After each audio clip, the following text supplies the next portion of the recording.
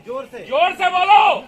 आज हम सभी कसम खाते हैं कि आज के बाद ना तो हम अफीम की खेती करेंगे ना किसी को करने देंगे। विकास के कार्यों में सहयोग करेंगे। जय हिंद, जय हिंद, जय हिंद, जय हिंद, जय हिंद। ये तस्वीर एक साल पहले की है, जब अधिकारियों की टीम डीसी और एसपी के संयुक्त नेतृत्व में मिनी अफगानिस्तान के नाम से बदनाम नक्सलियों के गढ़ गड़िया अमकुदर पहुंची थी। आज उस गड़िया अमकुदर की तस्वीर और तकदीर दोनों बदल चुकी है। अब यहाँ के ग्रामीण सफ़ेद जहर की खेती को त्याग सब्जी की खेती कर समृद्ध हो रहे हैं। इतना ही नहीं, एक वर्ष पूर्व इस गाँव में जाने के लिए सड़क भी नहीं थी। इस गाँव में जाने के लिए जंगलों व पहाड़ों के बीच पैदल सफ़र करना पड़ता था, लेकिन अब इस गांव में जाने के लिए पैदल सफर नहीं करना पड़ेगा। सीआरपीएफ का कैंप यहाँ आया। कैंप आने के बाद जसपुर गरिया रोड आपका आया और इस रोड के बनने के बाद ढेर सारी सुविधाएं जिसकी आपको नितांत आवश्यकता है आने वाले दिनों में इस क्षेत्र में आएंगी।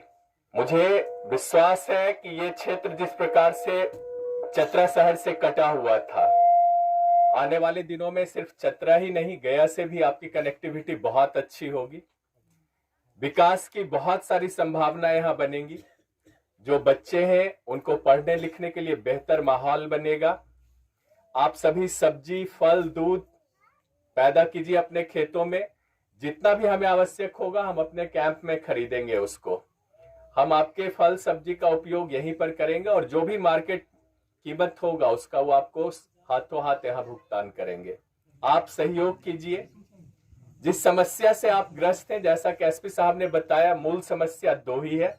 एक नक्सली है जो आपको हमेशा इसी स्थिति में बनाए रखना चाहते हैं और दूसरा अफीम की खेती है। अफीम की खेती इसलिए है कि आप किसी और विकल्प को चयनित नहीं कर पाए। इन दोनों से आप मुक्ति लीजिए, मुख्य धारा के साथ जुड़िए और आने वाले दिनों में सिर्फ स्वयं के लिए ही नहीं, अपने आप के लिए ही नहीं, अपने बच्चों के लिए एक बेहतर भविष्य बनाने के लिए हमारे साथ मिलकर, जिला पुलिस सीआरपीएफ के साथ मिलकर आप भी प्रयास कीजिए। लोग शपथ लिए थे कि अफीम का खेती नहीं करेंगे और प्रशासन आप लोगों से वादा की थी कि अफीम का खेती नहीं करिएगा। तो आप लोगों की जो मेन समस्या यही था आप लोगों का कि आप लोग जुड़े हुए नहीं थे सड़क मार्ग से, कहीं से भी आप लोग मेन राजपुर से जो है जुड़े हुए नहीं थे, जिससे आप लोगों को दिक्कत हो रही थी। अब आप लोग देख रहे हैं कि सड़क बन रहा है, पुल बन रहा है और बहुत जल्दी आप लोगों को अब राजपुर आने जाने में कहीं पे कोई दिक्कत नहीं होगी।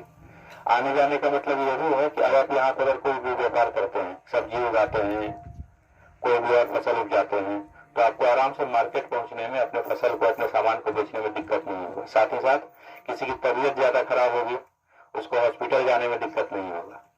पढ़ने के लिए बच्चा लोग को बाहर भेजना होगा, यहाँ के स्कूल से दूसरे बड़े स्कूल में भेजना होगा, उसके लिए दिक्कत नहीं होगा।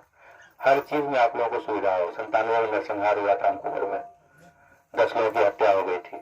उसके बाद से लेकर आज तक लगातार माओवादी लोग जो है, नक्सल लोग जो है, वो लगातार इस एरिया में आते जाते रहा।